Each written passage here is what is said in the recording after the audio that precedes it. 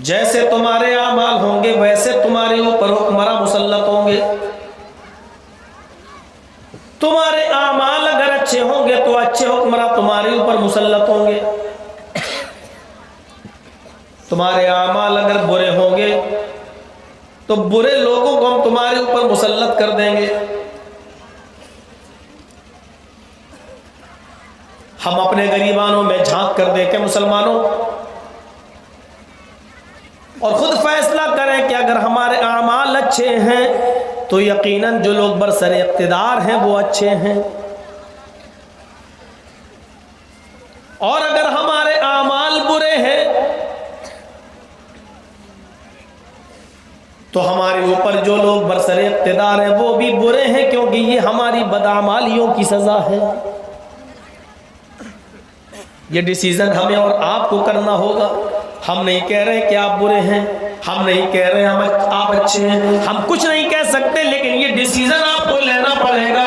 ये डिसीजन आपको खुद गौर करना पड़ेगा इस डिसीजन पर। क्या है आपका डिसीजन, क्या है आपका फैसला?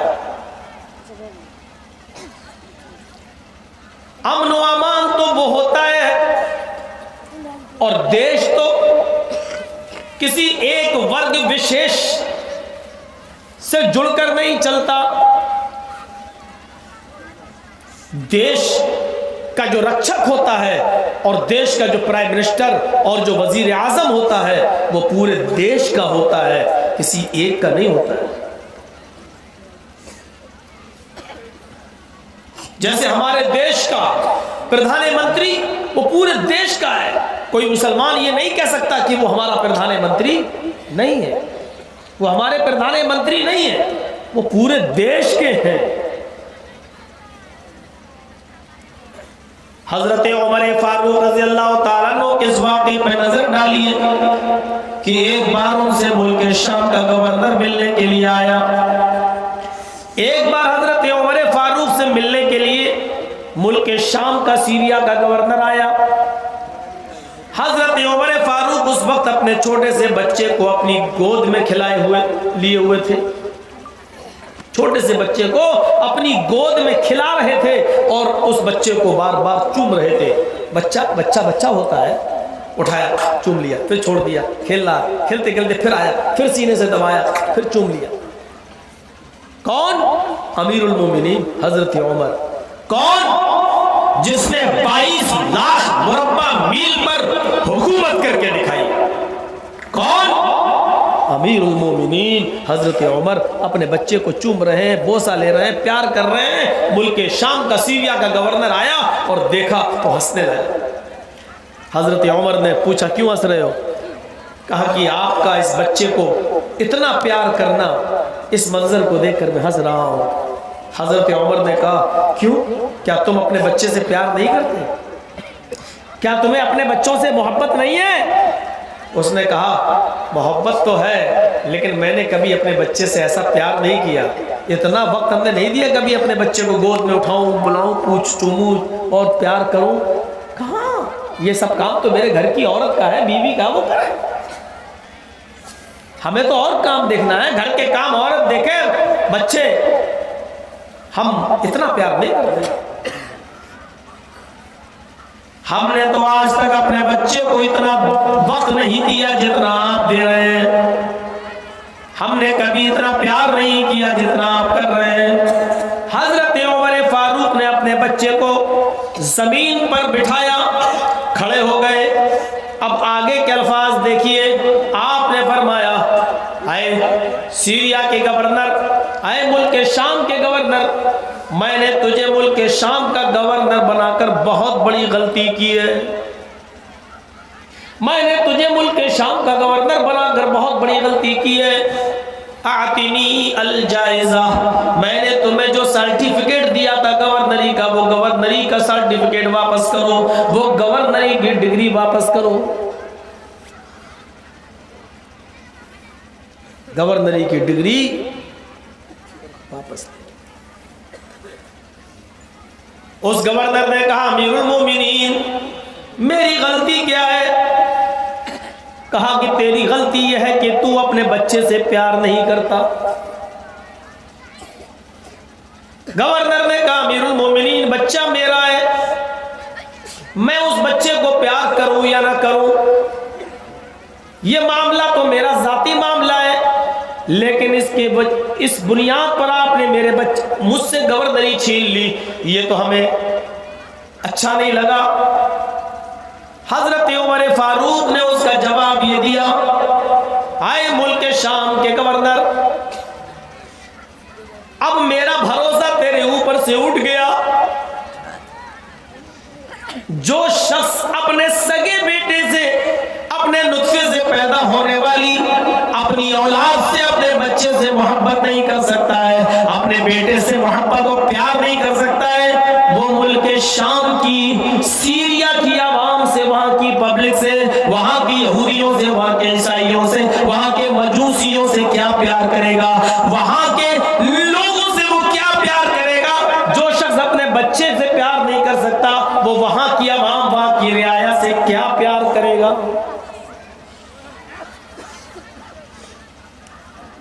गवर्नरी छीन ली और रियाया पब्लिक में सब आता है, हिंदू, मुस्लिम, सिख, ईसाई। उस जमाने में यहूदी थे, ईसाई थे, मजूसी थे। अमीरुल मोमिनीन ने कहा कि तू वहां की रियाया और वहां की आवाम से क्या प्यार करेगा जब तू अपने बच्चे से प्यार नहीं कर सकता? डिग्री ले ली। आवाम का दर्द समझने के लिए हजरत उमर के पास क्या मायार था कि जो शख्स अपने बच्चे से प्यार नहीं कर सकता, वो वहां की आवाम से क्या प्यार करेगा?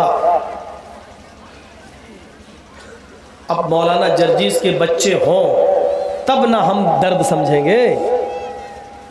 मौलाना जर्जीस के तो बच्चे ही नहीं है, तो हम क्या दर्द समझेंगे बेटे का और औलाद का? इशारा समझ रहे हैं ना? थोड़ा सा अल्फाज हमारे बंदे रहे वही अच्छा है। बड़े बड़े नहीं बच रहे हैं, ये तो आप लोगों की दुआएं हैं कि मैं बचा हुआ हूं। हजरत उमर का मायार क्या था? तुम अपने बच्चे को प्यार नहीं कर सकते, वहां की आवाम और वहां की रियाया को क्या प्यार करोगे? बहुत कुछ कह दिया। ये मायार था अमन व अमान का, ये थी शानदार सल्तनतें और हुकूमतें और उनके चलाने वाले। सिर्फ इसलिए उससे इस्तीफा ले लिया, हटा दिया और बर्खास्त कर दिया क्योंकि वो अपने बच्चे को प्यार नहीं कर रहा है। क्यों? जो बच्चे को प्यार नहीं कर सकता वो रियाया और अवाम को क्या प्यार करे? मेरे भाइयों, अमन व अमान और शांति का इससे बड़ा मैसेज, इससे बड़ा पैगाम और क्या हो सकता है? ये दौर था शांति वाला, ये दौर था अमन वाला।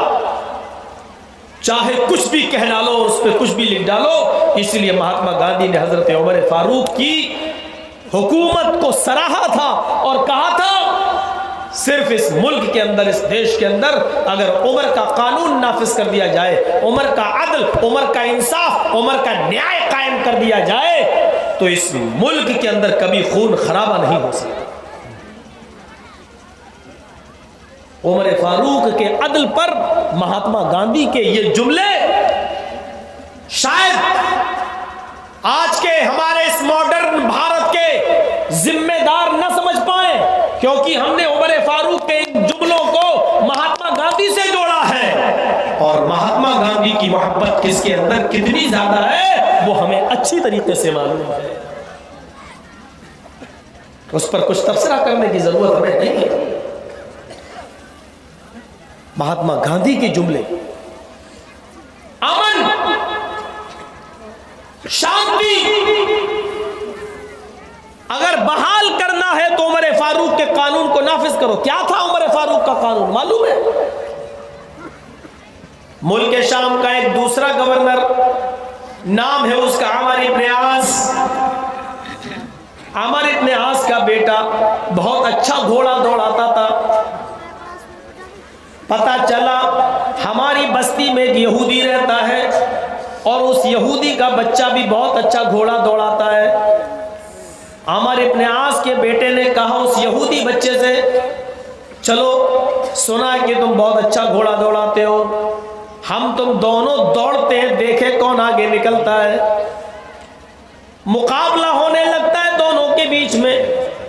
हजरत अमर इब्न आस का बेटा अपने घोड़े को दौड़ लगाता है और यहूदी का बेटा अपने घोड़े को एड़ लगाता है। दोनों घोड़े दौड़ने लगते हैं। शुरू में अमर इब्न आस का बेटा आगे निकला, लेकिन उस यहूदी बच्चे ने जब ज़र्ब लगाई तो घोड़ा फुर्ती से आगे भागा और सेकंडों में, लम्हों के अंदर उसने अमर इब्न आस के बेटे को पीछे छोड़ दिया और यहूदी का बच्चा आगे निकल गया,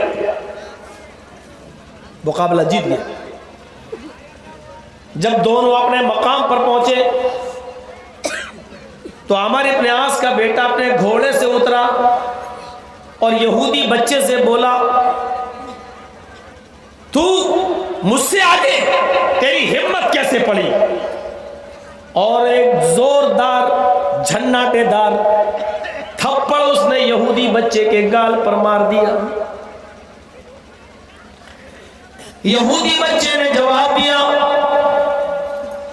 मैं ये मुकदमा गवर्नर की अदालत में पेश करूंगा, अमर इब्न आस की अदालत में पेश करूंगा। तुमने मुझे नाहक मारा है। घोड़दौड़ के लिए तुमने शर्त लगाई थी, मैंने नहीं। तुमने कहा दौड़ो, मैं भी दौड़ा, मैं आगे निकल गया, इसमें मेरा क्या कसूर है? मैं जरूर इस मुकदमे को अमर इब्न आस की अदालत में ले जाऊंगा। हजरत अमर इब्न आस का बेटा बोला, आए यहूदी बच्चे सुन, किसी की भी अदालत में चला जा, मेरा कुछ नहीं होगा। क्यों? इसलिए कि मैं अमर इब्न आस का बेटा हूं, मैं शहर के गवर्नर का बेटा हूं। गौर कीजिए, हमने चाहे कितने बलात्कार किए हो, चाहे कितने घोटाले किए हो, हमारा कुछ नहीं होगा। क्यों? क्योंकि मेरे ऊपर मेरे बॉस का हाथ है, और मेरे ऊपर मेरे बॉस का हाथ अगर हट गया तो बकरी चोरी और मुर्गी चोरी का भी मुकदमा तुम्हारे ऊपर लिख जाएगा, चाहे उसका कनेक्शन 20 साल पहले का क्यों ना हो। क्यों? क्योंकि मेरे बॉस का हाथ मेरे ऊपर से, मेरा बॉस पावरफुल है, मेरा बॉस ताकतवर है।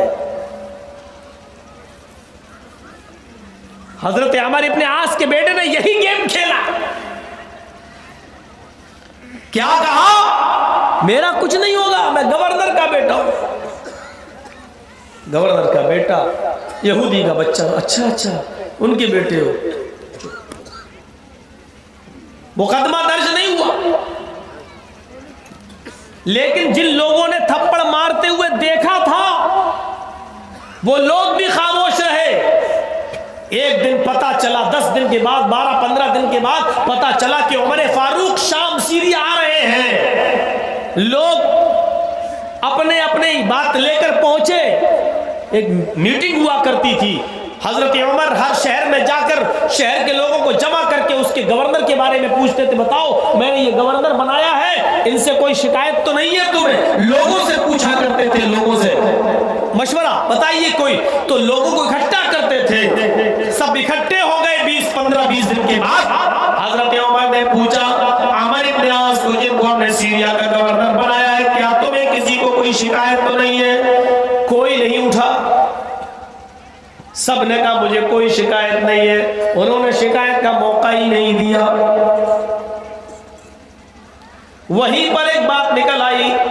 एक देखने वाले ने, जिसने ये मंजर देखा था, उसने कहा अमीरुल मोमिनीन, एक वाक़या मैंने अपनी आंखों से देखा है, और वो मंजर ये है, मीडिया वालों ये वाक़या नोट करो। ऐसे वाक़यात जब महात्मा गांधी जी के सामने आए तो उन्होंने कहा था कि उमर का अदल, उमर का न्याय, उमर का इंसाफ अगर भारत में नाफिज कर दिया जाए तो इस देश में हिंदू मुस्लिम की गंगा जमनी तहजीब बरकरार रहेगी और कभी खून खराबा नहीं फैलेगा, धर्म के तौर पर कभी उन्माद नहीं फैलेगा।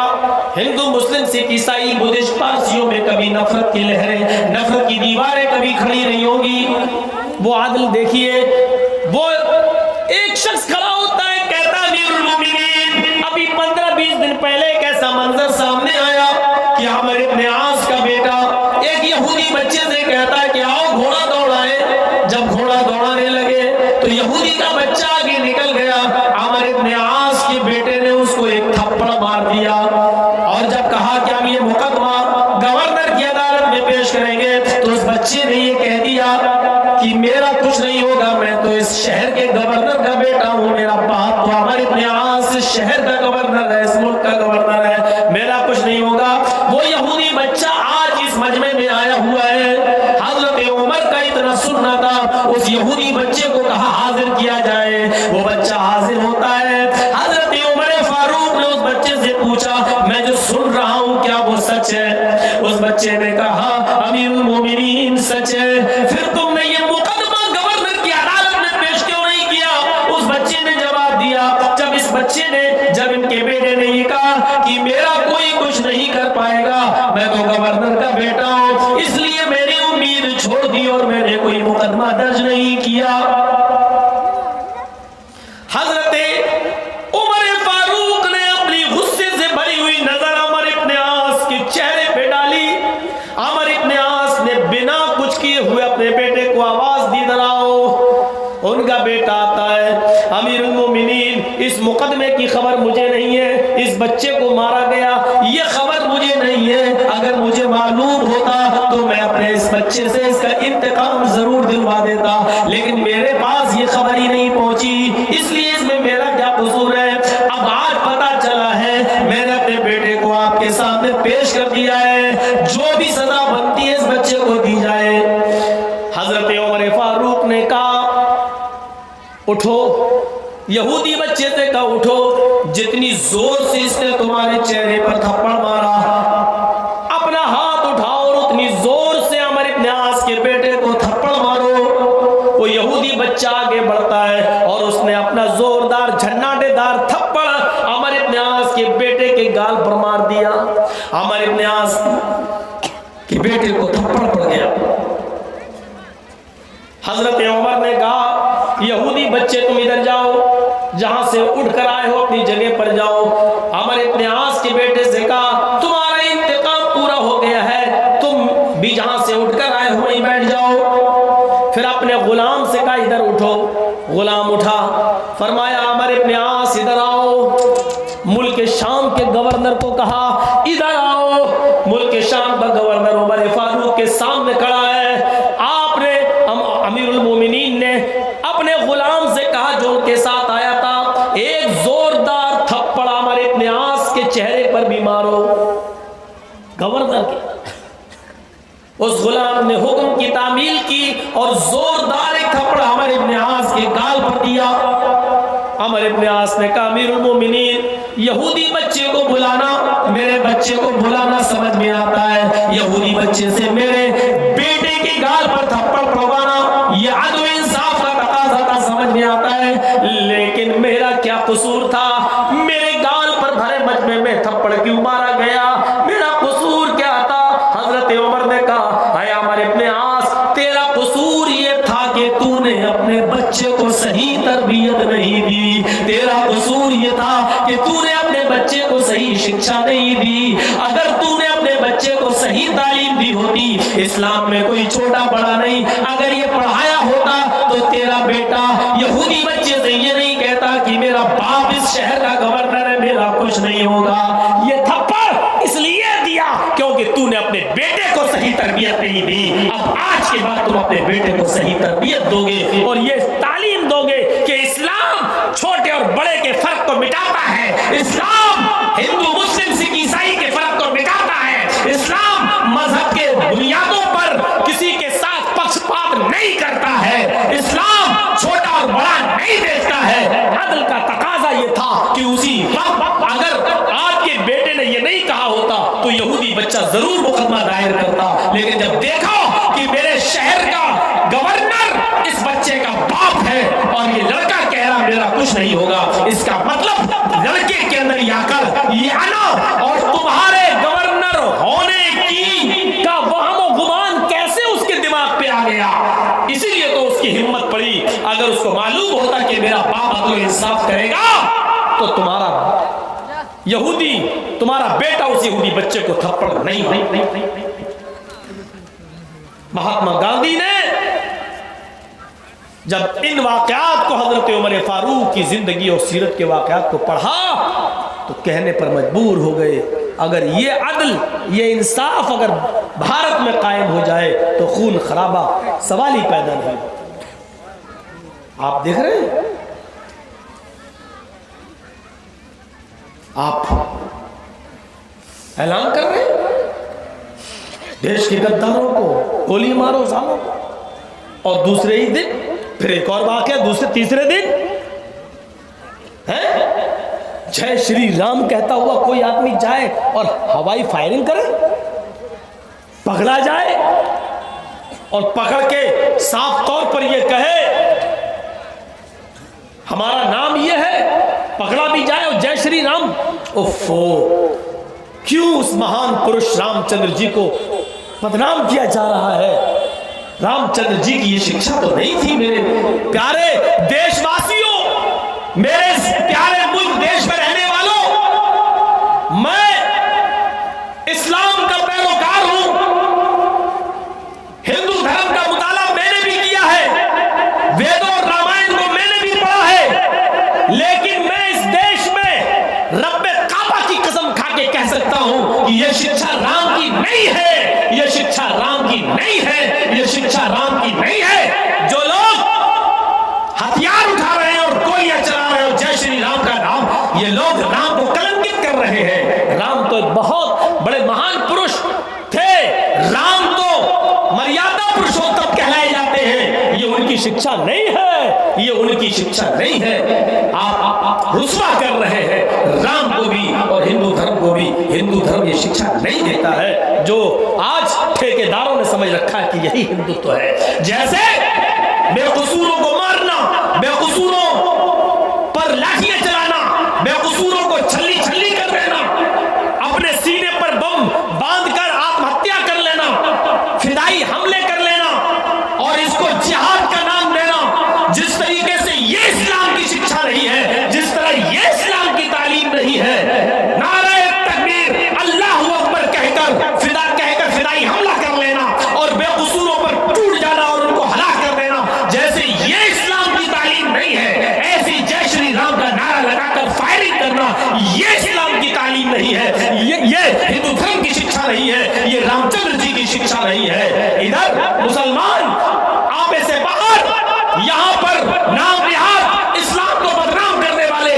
बहुत से लोग तुम्हें मिलेंगे जो इस्लाम को जिहाद से जोड़ते हैं। ये जिहाद नहीं है, ये जिहाद की परंपरा नहीं है, इसको इस्लाम जिहाद नहीं कहता है। इस्लाम का जिहाद तो ये है, अगर प्यासा है कोई आदमी और मरा जा रहा है प्यास से, आपके पास एक गिलास पानी है, आपको लंबा सफर करना है, लेकिन आप उस प्यासे को पानी पिलाकर उसकी जान बचा दे, इस्लाम कहता है इससे बड़ा जिहाद कुछ नहीं है, क्योंकि आपने अपने आप पर प्यास को बर्दाश्त करके दूसरे को प्यास पानी पिला दिया। इस्लाम कहता है कि ये तुम्हारे लिए सबसे बड़ा जिहाद है। एक आदमी अगर मर रहा है वो किसी दूसरे मजहब का है और तुम्हारा ब्लड अगर चढ़ने से उसकी जान बच रही है, एक बोतल अपने बदन से खून निकाल कर उस हिंदू की, उस सिख की, उस ईसाई की, उस पारसी की जान बचा लो, तो यह सबसे बड़ा जिहाद है। इस्लाम ये जिहाद की परिभाषा बतलाता है, इस्लाम ये बताता है कि ये जिहाद है। मेरे प्यारे साथियों, जरा तसव्वुर करो, ऐसे इस्लामी जिहाद, ऐसे जिहाद से इस्लाम की तारीख भरी पड़ी हुई है। जरा तसव्वुर करो कि वो एक गैर मुस्लिम था जो उमर फारूक के जमाने में था, हजरत उमर रात की तारीकी में अकेले निकले, वो गैर मुस्लिम था, इस्लामी आदमी नहीं, इस्लाम से जुड़ा हुआ नहीं, मुसलमान नहीं, गैर मुस्लिम था।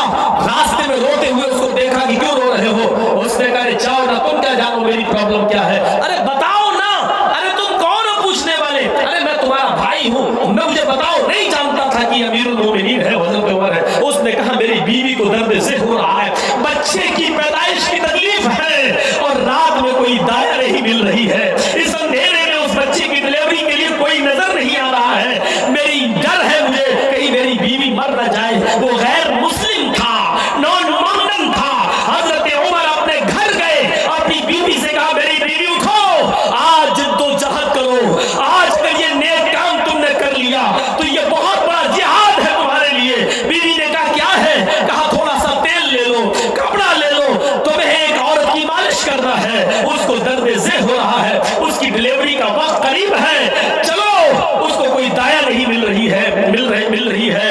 हजरत उमर फारूक की बीवी एक अच्छी स्पेशलिस्ट थी दाई के काम करने में। हजरत उमर ने अपनी बीवी को उठाया, तेल लिया, कपड़ा लिया, उनको बीवी उस गैर मुस्लिम के घर में गई, अंदर घुसी और उसकी बीवी को मालिश किया और धीरे धीरे पेट को दबाया और नॉर्मल तरीके से जिस तरीके से बच्चे पैदा होते हैं उन्होंने उस बच्चे को उस औरत के शरीर से और जिस्म से बाहर निकाला। बच्चा रोते हुए बाहर आया, उसकी किलकारियों से घर गूंज गया। जब बच्चे को इस औरत ने, अमीरुल मोमिनीन की बीवी ने अपने हाथ में लिया तो चीख पड़ी, अमीरुल मोमिनीन अपने दोस्त को खुशखबरी सुना दो कि अल्लाह ताला ने तुम्हें बेटा दिया है, अल्लाह ने तुम्हें बेटा दिया है। जब उस आदमी ने इस औरत की जबान से निकलने वाले लफ्ज़ अमीरुल मोमिनीन को सुना तो देखने लगा कि आप अमीरुल मोमिनीन हैं, आप उमर हैं। हजरत उमर ने कहा नहीं,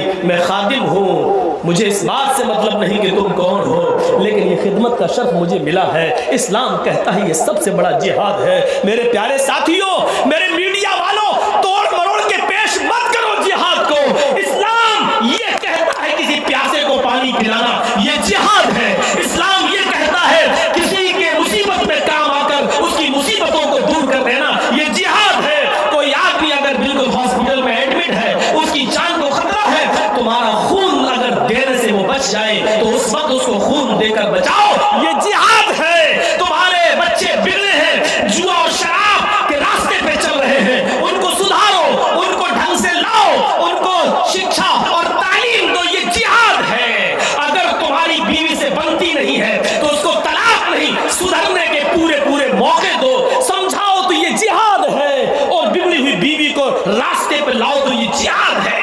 इस्लाम जिहाद की ये परिभाषा बताता है, जिद्दोजहद। और हाँ, इस देश के अमन और सलामती के लिए, इस देश की इज्जत को बचाने के लिए, इस देश की शांति को बहाल रखने के लिए, इस देश के संविधान को बचाने के लिए, मेरे भाइयों, अगर किसी से लड़ते हुए देश की इज्जत को बचाने के लिए, देश के संविधान को बचाने के लिए, देश के कानून को बचाने के लिए अगर लड़ते हुए हमारी जान चली जाए तो ये भी जिहाद है, क्योंकि हम हुब्बुल वतनी में अपने देश की मोहब्बत में अपनी जान का नजराना पेश कर रहे हैं, ये भी जिहाद है। तो मेरे प्यारे साथियों, जिहाद को जो समेटने की कोशिश मत करो, जिहाद को समेटने की कोशिश मत करो कि बस तलवार उठाओ और मारो गैर मुस्लिमों को। ये जिहाद ये तुमने बताया है, ये तुमने दुष्प्रचार किया है, ये मीडिया वालों तुमने लोगों के माइंड में भरा है। इस्लाम बेकसूरों को मारने को जिहाद नहीं कहता है। इस्लाम कहता है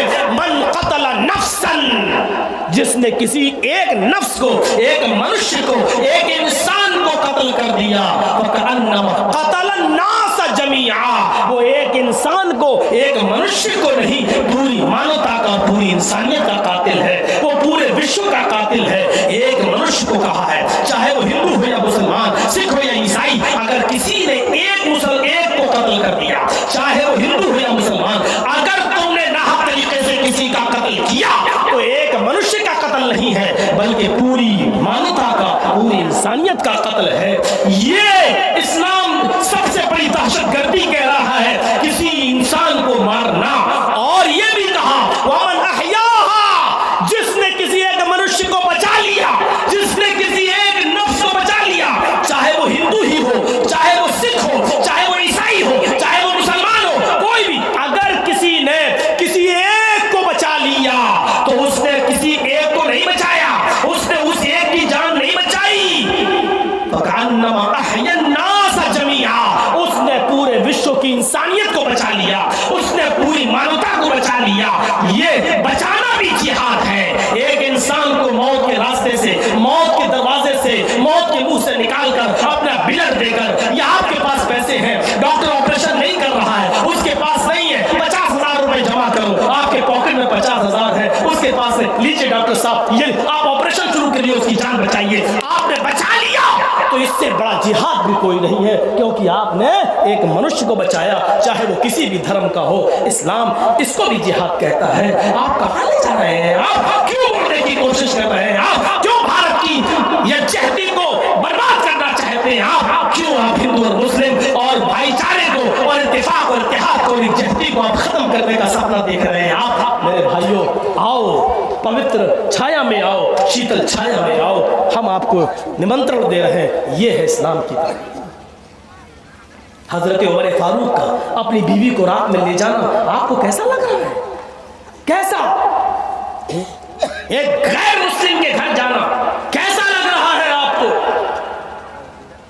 तसव्वुर करो, उनकी बीवी उस औरत की डिलीवरी कर रही है। उस औरत को नहीं मालूम कि जो डिलीवरी कर रही है ये अमीरुल मोमिनीन की बीवी है। ओहो, इसको कहते हैं नेक काम कि जाहिर नहीं होने दे रहे हैं कि मैं कौन हूं। शायद यही सारे वाकयात पढ़े थे महात्मा गांधी ने, चीख पड़े थे कि इस देश के अंदर उमर फारूक का आदल न्याय कायम करे।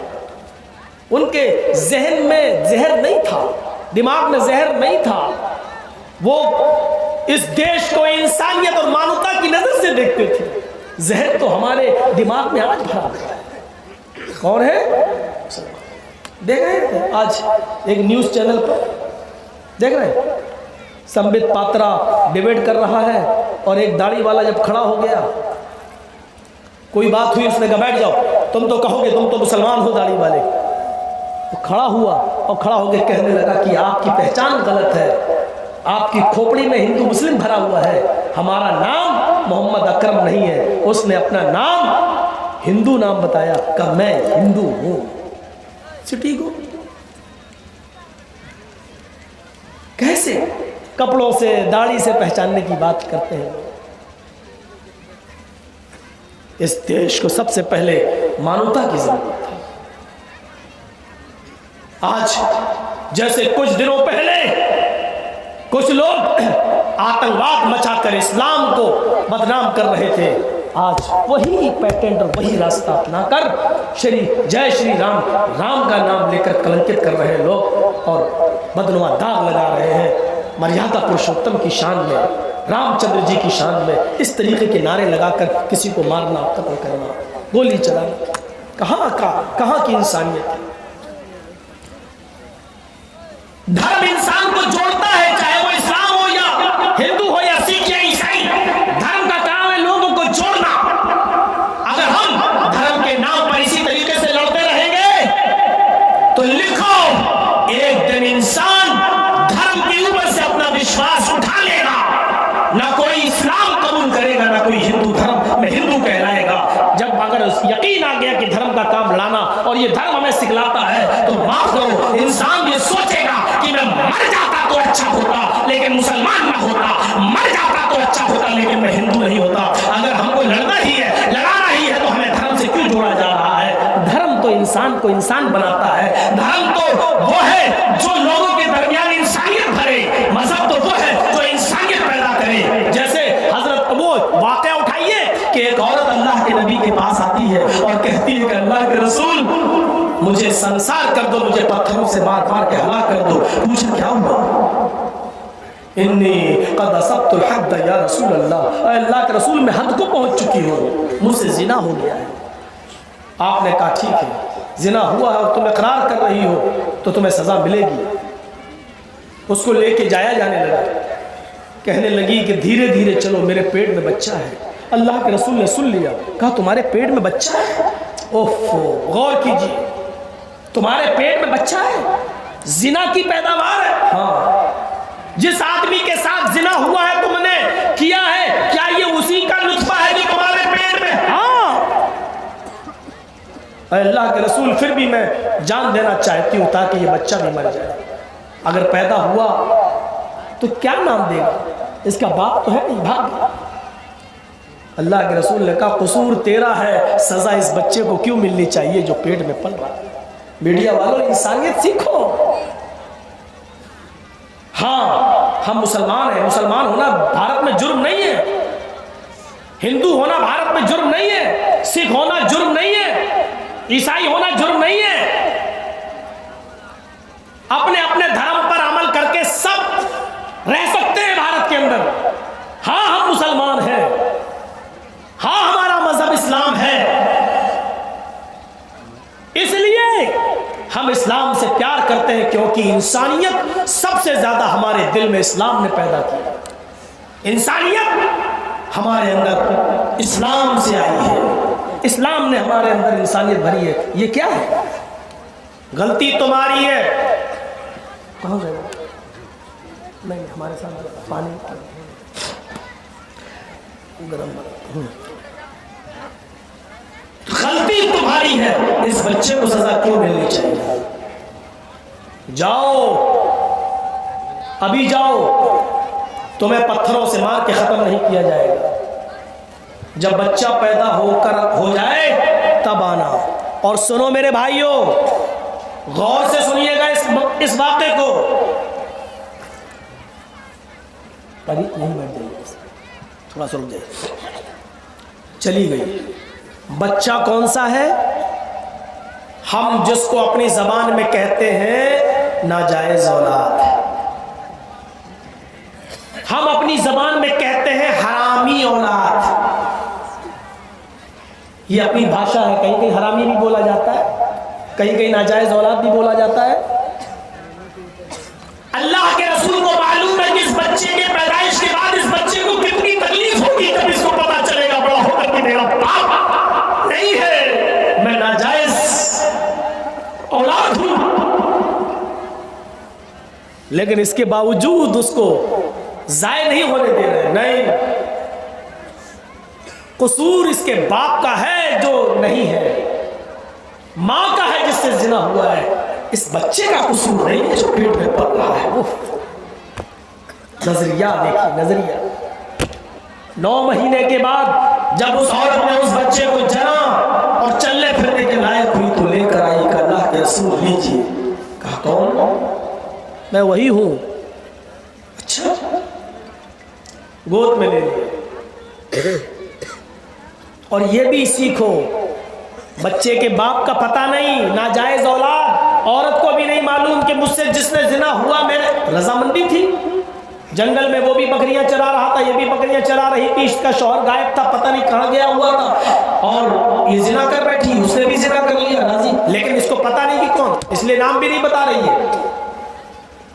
और अल्लाह के रसूल भी नहीं पूछ रहे हैं कौन, क्यों? तुमने बताया तुम सजा भुगतो। कौन था हमें पूछने का हक नहीं है। अगर 4 गवाह हो तो गवाही दे, नहीं तो हमें पूछने का हक नहीं है, क्योंकि वो आदमी अगर कबूल नहीं कर रहा है तो अल्लाह के उसको सजा मिलेगी मिलेगी। हो सकता है कि वो तौबा कर ले और गिड़गिड़ा ले और उसका रब उसको माफ कर दे, लेकिन हमें पूछने का हक नहीं है औरत से। बताओ, किसी का मामला छिपा है तो छिपा रहने दो। और तुम खुद डर रही हो अल्लाह के अजाब से, तुम खुद कबूल कर रही हो और तुम खुद सजा पाना चाहती हो, तो हम देने के लिए तैयार हैं। ये लीजिए बच्चे। उस नाजायज बच्चे को अल्लाह के रसूल अपनी गोद में ले गए। गौर करें, यह तो परंपरा चली आ रही है। इस मंदिर में ये नहीं घुस सकता, उस मंदिर में ये नहीं जा सकता, इसकी थाली में ये नहीं खा सकता, उसकी नाजायज औलाद। और आपने अपनी गोद में ले लिया। जाओ इस औरत को पत्थरों से मार दो। जैसी चलने लगी, बच्चा रोने लगा, पलटी। बच्चे की मोहब्बत होती है हर मां को।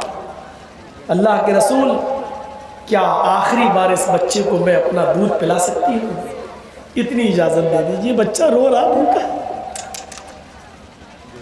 अल्लाह के रसूल ने वो बच्चा उस औरत को दे दिया। लो, ये मानवता, ये इंसानियत सिखाई है। उस औरत ने चेहरा घुमाया और बच्चे को दूध से लगा दिया, और उस वक्त तक दूध पिलाती रही जब तक कि बच्चे का खुद पेट भरकर उस बच्चे ने मुंह खुद ही नहीं छोड़ी। जब बच्चे ने माँ की पिस्तान छोड़ी तो अल्लाह के रसूल ने उस बच्चे के मुंह में उसकी माँ का लगा हुआ खून दूध देखा। ये औरत जाने लगी सजा पाने के लिए। अल्लाह के रसूल उस बच्चे के मुंह में लगा हुआ दूध देखते हैं, उस औरत को देखते हैं जो जा रही है। आपकी आंखों में आंसू आ गए। कहा, औरत इधर। क्या? मोहम्मद अभी तुझे सजा नहीं दे सकता, अभी इस बच्चे की ग़िज़ा, इस बच्चे की खुराक तेरी पिस्तान में मौजूद है, दिक्कत होगी इस बच्चे को। जाओ इस बच्चे के साथ अपने घर, जब तक ये रोटी ना खाने लगे और तुम्हारा दूध ना छोड़ दे तब तक तुम्हें सजा नहीं दी जाएगी। इस बच्चे को दूध पिलाओ। देख रहे हैं आप, इंसानियत। नाजायज बच्चा है, बाप का पता नहीं है, माँ से बच्चे को जुदा होना है क्योंकि माँ खुद चाहती है कि हमें सजा मिल जाए ताकि जहन्नम में हमें न जलाए। अल्लाह के रसूल मौका दे रहे हैं, जाओ दूध पिलाओ। अल्लाह के रसूल क्या होगा? कहा, नहीं, अभी तुम्हें सजा नहीं मिलेगी, हक नहीं मार रहे। गई, जल्दी से दूध पिलाया और जल्दी जल्दी रोटी खाना सिखाने लगी। जल्दी रोटी खाना सीख गया। उसके हाथ में रोटी का टुकड़ा लेकर आई। बच्चा दांत से मुंह से चबा रहा, रोटी खा रहा है। कहा, अल्लाह के रसूल देखिए, अब इस बच्चे ने मेरा दूध छोड़ दिया और रोटी खाने लगा है। अल्लाह के नबी फरमाते हैं, खातून, बीबी, हमने तो तुम्हें मोहलत दे दी थी, तौबा और इस्तिग़फ़ार कर सकती थी तो। हमने तुम्हारे पीछे कोई सिक्योरिटी पुलिस नहीं लगाई थी, किसी जेल में भी हमने तुम्हें बंद नहीं किया था, हमने पकड़ने के लिए पुलिस भी नहीं भेजी थी, तुम खुद चल के आ रही हो। कहती है, अल्लाह के रसूल बस मुझे पाक कर दीजिए, अगर मैं मर गई तो इस जिना की सज़ा जहन्नम में नहीं भुगत पाऊंगी, वहाँ की आग बर्दाश्त नहीं होगी, दुनिया में मुझे सज़ा दे दीजिए जो इस जुर्म की। अब आपने उस बच्चे को फिर गोद में ले लिया। चाय है कि शरबत? फिर गोद में ले लिया। कहा कि लोगों, मुहम्मदुर रसूलुल्लाह के पास जितने रास्ते थे अब सब खत्म हो गए, अब मेरी पास कोई रास्ता नहीं है। देख रहे हैं निर्भया कांड में, निर्भया केस में कानूनी दांव पेच, ये भी हो गया, वो भी हो गया, क्यूरेटिव पिटिशन भी खारिज हो गई, दया याचिका भी, कानूनी पॉइंट जब सब खत्म हो जाए तो अब तो मोदी सरकार ने केंद्र में भी कह दिया कि जिनके कानूनी विकल्प खत्म हो गए हैं उनको फांसी दे दी जाए। अब देखिए, अल्लाह के रसूल सल्लल्लाहु अलैहि वसल्लम भी फरमाते हैं कि मेरे पास शरीयत में जितने भी रास्ते थे सब खत्म हो गए। जाओ इस औरत को ले जाओ, सीने के बराबर जमीन में गाड़ा और ऊपर से पत्थरों की बारिश हो गई। पहला पत्थर खालिद इब्न वलीद ने मारा। पत्थर नुकीले पत्थर होते थे, नुकीले, सोचो करीब से। और पत्थर बहुत आसान है मोबाइलों पे बातें कर लेना, बहुत आसान है व्हाट्सएप पे लड़कियों से चैटिंग कर लेना, बहुत आसान है लड़कियों का भी लड़कों से बेशर्म और बेहुदा बातें कर लेना और मामले को जिना तक पहुंचा लेना। लेकिन जिना की सजा जब सुनते हैं तो रूह कांप जाती है। सोचिए, असल में हमने गंभीरता से नहीं ली क्यों चीज। हम सोचते हैं हमारे मुल्क में ये सजा नहीं है तो हम कर रहे हैं। हमारे मुल्क में एक कानून है, 18 साल से अगर बड़ी लड़की है और वो अपनी मर्जी से अगर सेक्सुअल रिलेशनशिप किसी से बना रही है तो उस लड़की पर कोई फर्क नहीं पड़ता है। 18 साल से बड़ी होनी चाहिए। बल्कि अभी तो सुप्रीम कोर्ट का एक नया कानून भी आया है आपकी बीवी भी अगर किसी दूसरे के साथ शारीरिक संबंध बनाना चाहे तो आप अपनी बीवी के खिलाफ केस दायर नहीं कर सकते, क्योंकि वो अपने जिस्म की मालिक है। अब क्या कह सकते हैं कोर्ट के फैसले, हम उसकी आलोचना भी तो नहीं कर सकते हैं। अलग बात है कि हम कोर्ट के फैसले से खुश ना हो, ये अलग चीज है, लेकिन हम विरोध नहीं कर सकते ना, सुप्रीम कोर्ट का फैसला है, क्या